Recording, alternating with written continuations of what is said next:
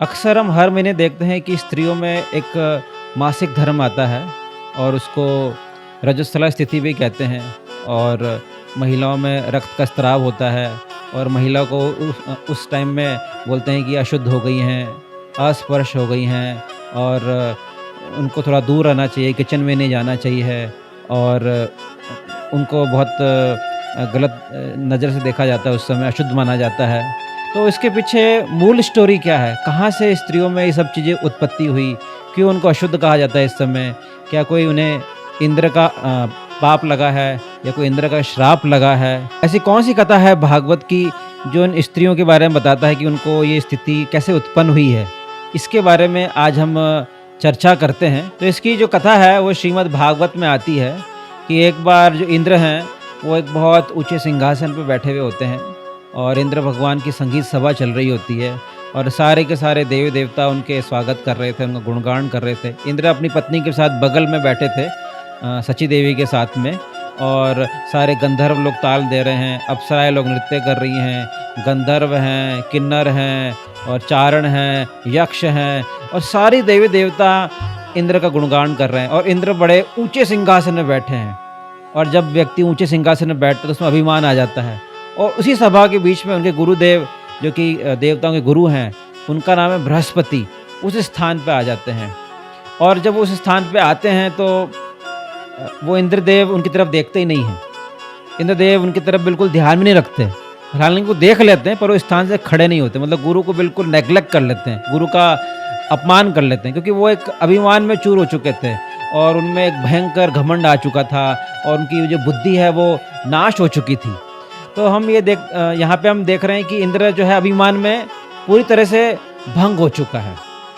तो ऐसी स्थिति में जब गुरुदेव ने भी देखा कि इंद्र को ऐसा अभिमान आ गया है तो बृहस्पति जो उस स्थान को छोड़ के चले जाते हैं। तभी इंद्रदेव का एकदम से ध्यान भटकता, अरे मैंने क्या कर दिया, मैंने अपने गुरु का अपमान कर दिया।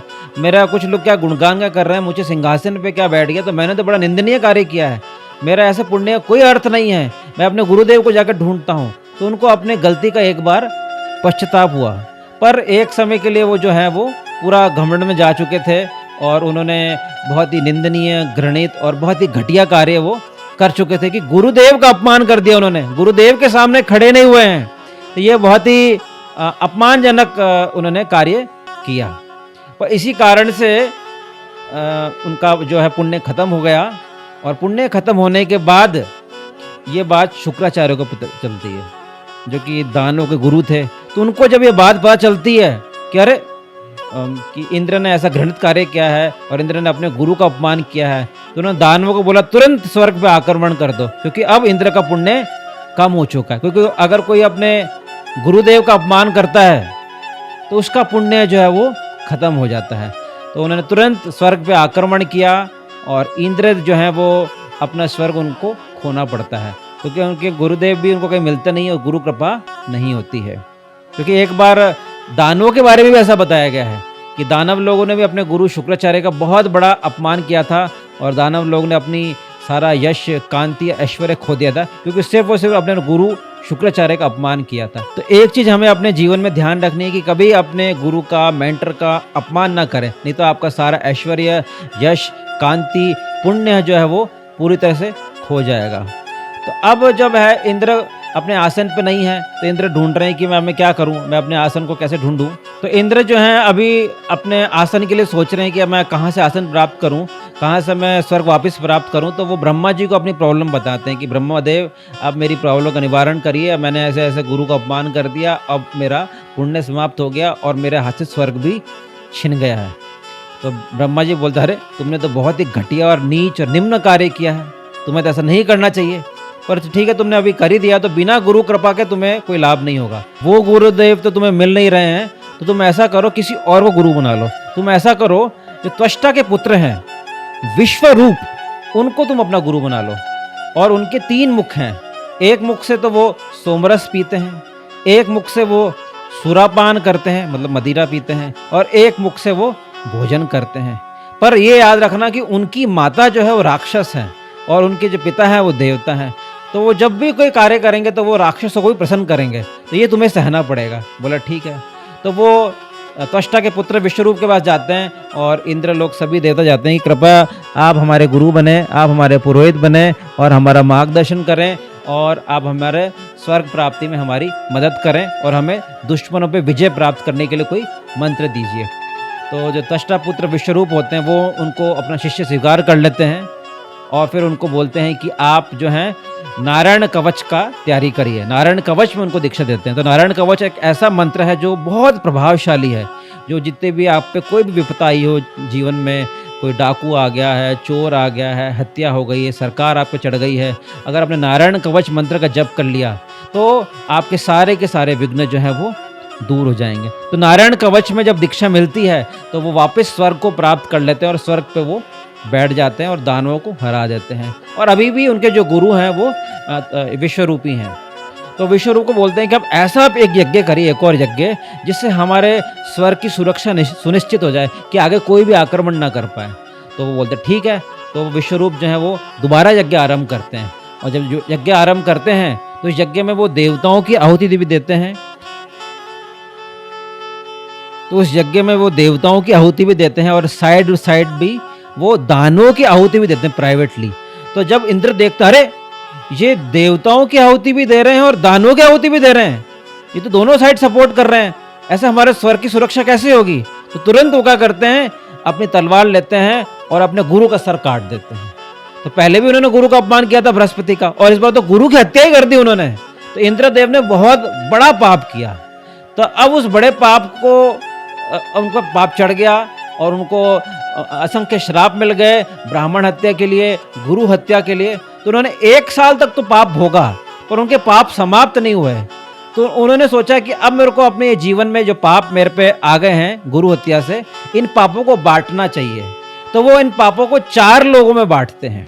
तो सबसे पहले वो अपना पाप जो बांटते हैं वो धरती को देते हैं। तो धरती को बोलते हैं कि धरती पे मरुस्थल हो जाएंगे, मतलब धरती पे रेगिस्तान रहेगा, वहां पे कुछ भी उपजाऊ नहीं होगा। पर साथ साथ धरती को आशीर्वाद देते हैं कि तुम्हारे अंदर जो भी गड्ढे होंगे वो स्वतः भर जाएंगे। तो ये 1/4 जो पाप था इंद्र का वो धरती को दे देते हैं और अपना बचा हुआ 1/4 पाप और वो पेड़ों को दे देते हैं, जिसके कारण जो है पेड़ों की छाल में से एक अस्पर्श चीज निकलती है जो किसी के लिए टच में नहीं हो सकती। पर साथ साथ पेड़ों को फायदा क्या मिला कि उनके जो टहनियां हैं और जो चीज अगर कट जाती है, पेड़ की ब्रांच कट जाती है तो वापस उग जाएगी। तो ये आशीर्वाद भी उनको दिया गया। तो इस तरह से, और अपना 1/4 पाप जो है उन्होंने पानी को भी दिया। तो उस कारण क्या है कि पानी की वॉल्यूम बढ़ जाएगी, पानी की जो घनता बढ़ जाएगी। किसी में पानी डालेंगे तो पानी का वॉल्यूम बढ़ जाएगा, पर साथ ही साथ पानी में बुलबुले निकलेंगे जो कि वो भी अस्पर्श होंगे और अशुद्ध माने जाएंगे। और उन्होंने बचा हुआ 1/4 पाप जो है वो स्त्रियों को दिया। और स्त्रियों को जब ये पाप दिया गया तो स्त्रियों को जो फायदा हुआ कि वो अनलिमिटेड बार काम भोग कर पाएंगी, अनलिमिटेड वो अपनी काम वासनाएं पूरी कर पाएंगी। पर साथ ही साथ उनको हर महीने ये मासिक धर्म भोगना पड़ेगा और उस दौरान वो अस्पर्श हो जाएंगी और वो किसी चीज को टच नहीं कर पाएंगी। तो इसलिए स्त्रियों को उस समय जो है उस समय में अस्पर्श माना जाता है, क्योंकि उसको इंद्र का पाप जो है वो जुड़ा हुआ है। तो कई लोग बोलते हैं अरे स्त्रियां कुछ भी कर सकती हैं, उस समय में आप किचन में भी जा सकते हो, खाना भी बना सकते हो।